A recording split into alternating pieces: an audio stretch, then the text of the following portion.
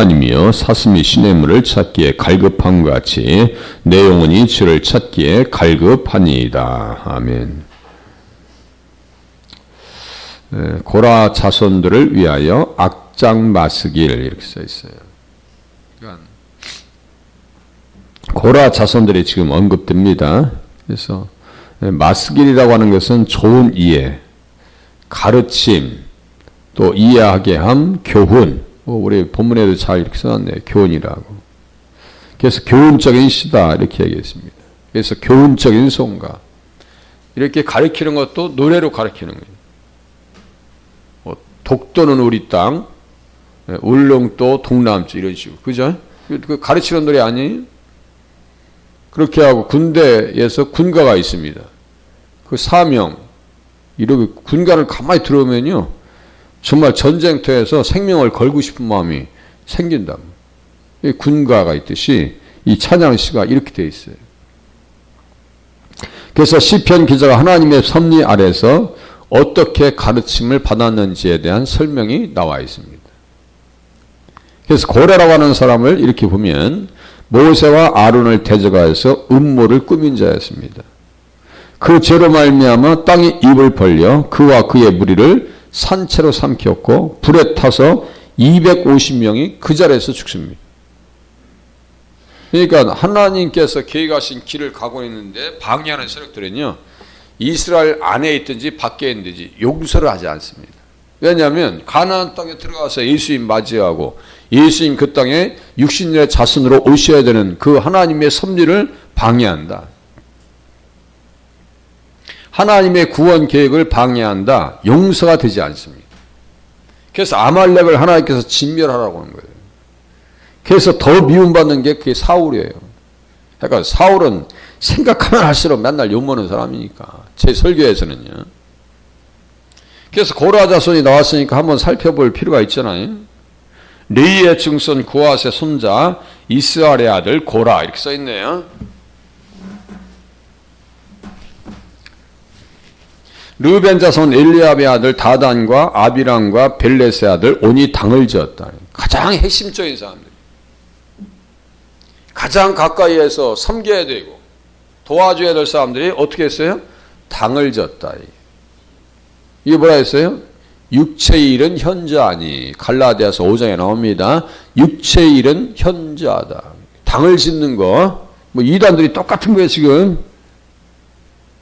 또 이스라엘 자손 총회에서 택함을 받은 자, 곧 회중 가운데서 이름 있는 지휘관 250명과 함께 일어나서 모세를 거스르니라. 그러니까 보세요. 제사장 계통 근처에서 가장 충성해야 될 사람들. 제사장을 도와서 하나님 앞에 예배드리는데 도와줘야 될 사람이고, 그리고 회중 가운데서 이름 있는 지휘관 250명, 그러니까 전체를 다 그냥 동원해서 대적하고 있는 거예요. 모세 아론을 거슬립니다. 그들에게 이르되 너희가 분수에 지나도다 회중이 다 각각 거룩하고 여호와께서도 그들 중에 계시거늘 너희가 어찌하여 여호와의 총회 위에 스스로 높이느냐. 잘난 척하지 말라 이거예요. 잘나죠. 당신들만 말씀 전할 줄 알아? 나도 전할 줄 알아. 이거 아닙니다. 이거 아니에요.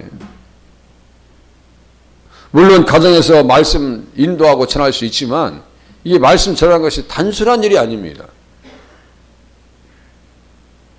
두렵고 떨림으로 사역을 감당해야지 어떤 사람은 말씀 전하는 게 아주 우습게 생각해. 그거 아니에요.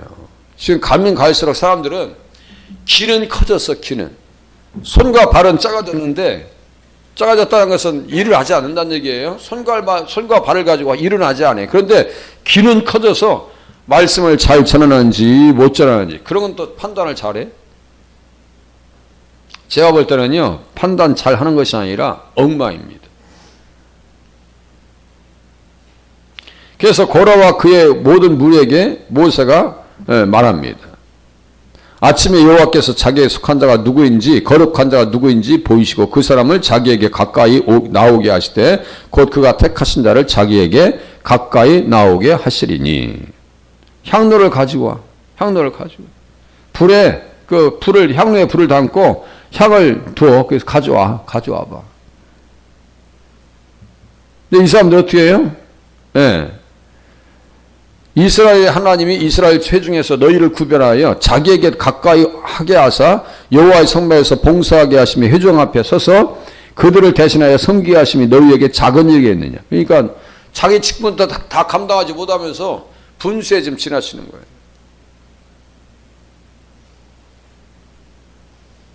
이런 일이 어떤 일이 생겼냐면요. 이 장로님을 세워놓으면은 그때부터 이제 전에는 잘하거든요. 그런데 장로님을 딱 세우면 자기도 기름 부음 받았고 목회자도 기름 부음 받았으니까 동급으로 알아요. 동급으로. 이런 겁니다.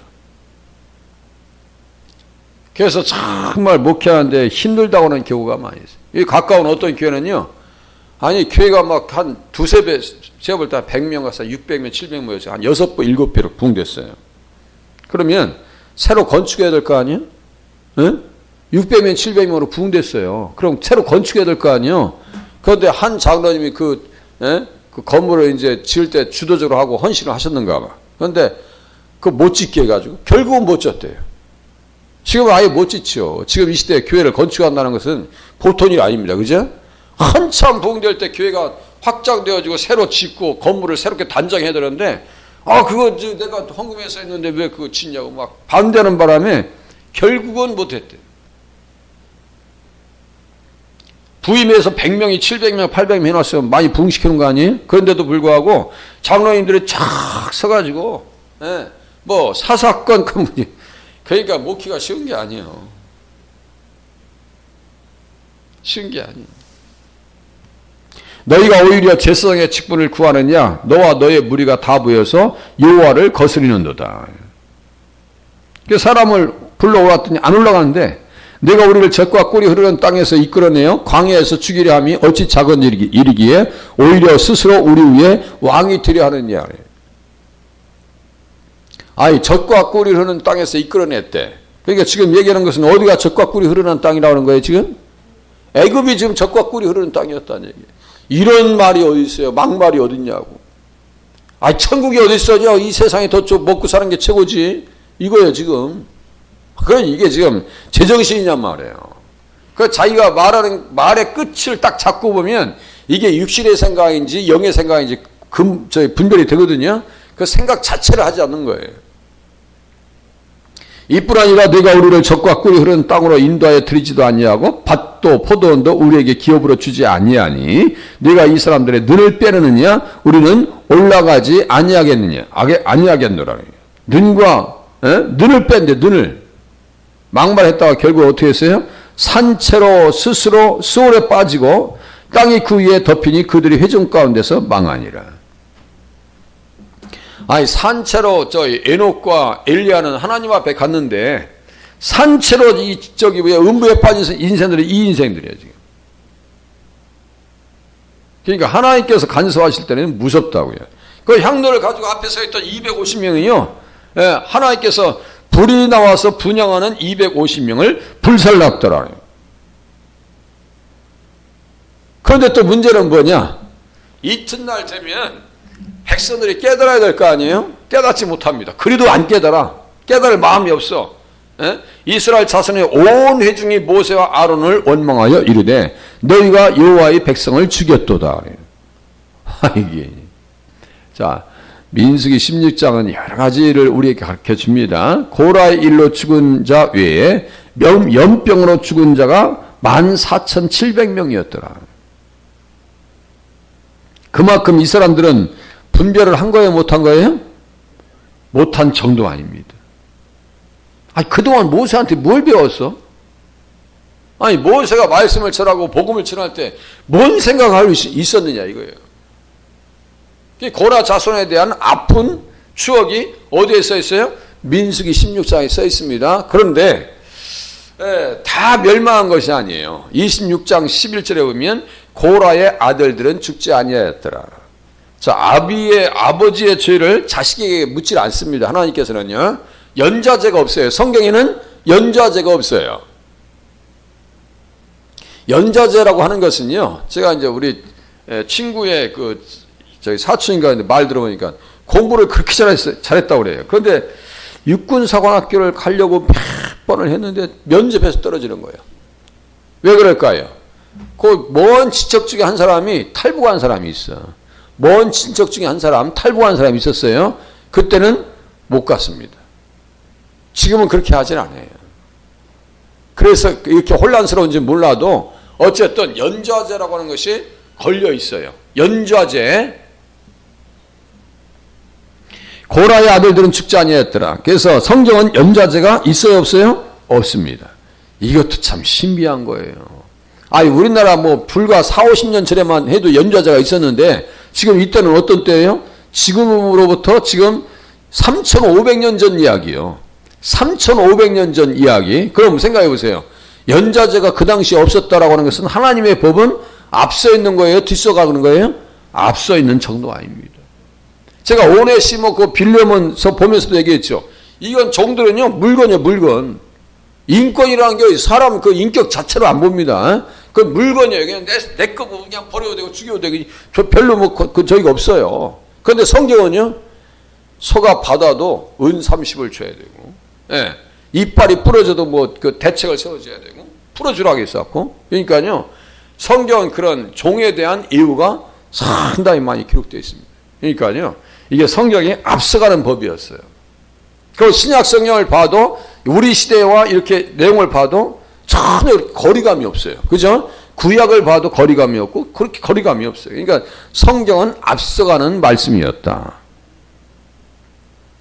고라 자손 중에 일부는요, 다윗 시대에 있어서 성막 문지기였고 일부는 찬양 대원이 됩니다. 직무를 행하는 자와 그의 아들들은 이러하니 그앗의 자손 중에 헤만은 찬송하는 자라. 여기 고라 자손이 바로 그앗 자손입니다. 역대상 6장 33절. 그 표현이 좀 다른데 똑같은 말이에요. 고라와 그앗 자손은 같다. 근데 그 중에서 헤만은 찬송하는 자라. 그는 요엘의 아들이요, 요엘은 사무엘의 아들이요. 이렇게 써있네요. 아삭과 헤만과 여도드는 3대 악장이라고 말씀드렸어요. 그 중에 헤만은요, 누구의 손주라고요? 사무엘의 손주다. 사무엘이 요엘과 아비야라고 하는 그 아들들이 있었지만 이 징하게만 안 듣습니다. 이 정상이 아닌 얘들 말 안 들어. 사무엘이 하나님의 일을 전념해서 자식들을 못 키웠는지 몰라도, 신경 쓸 일이 없었지 몰라도 그것도 다 핑계예요. 어떤 집안은요, 부모님이 못났어도 자식들이 공부를 잘해가지고 부모님을 섬기는 사람이 있어요. 어떤 집안을 보면 부모님이 너무 잘 살고 잘했는데 자식이 다 망쳐먹는 집안이 있어. 그죠? 이게 참 그렇게 꼭 부모님 탓할 일도 아니고, 자식이 뭐 못났다 이것도 부모님 탓할 일도 아니에요. 다 이제 스스로입니다. 스스로. 그죠? 헤만은 이렇게 찬송하는 사람이 됐다 이거죠. 그래서 이 시편은 악장 마스길에게 보내져서 그들이 부르도록 되어 있는데, 어떤 이들은 이 시편을 작곡한 것이 아니라고 생각합니다. 무슨 말이냐면 고라 자손 마스길 이렇게 써 있는데 마치 무슨 고라 자손이 쓴 것 같죠. 그런데 무슨 얘기 아니야? 다윗이 작곡했을 것이다 라고 합니다. 저는 이것을 믿어요. 왜냐하면 다윗이 써가지고 헤만과 여두눈과 그 사람들에게 준 거예요. 그게 맞습니다. 그것이 맞아요. 그래서 사울에게 박해받고 있을 때 또 바벨론 포로들을 대변하기 위해서 쓴 것이다, 이런 얘기합니다.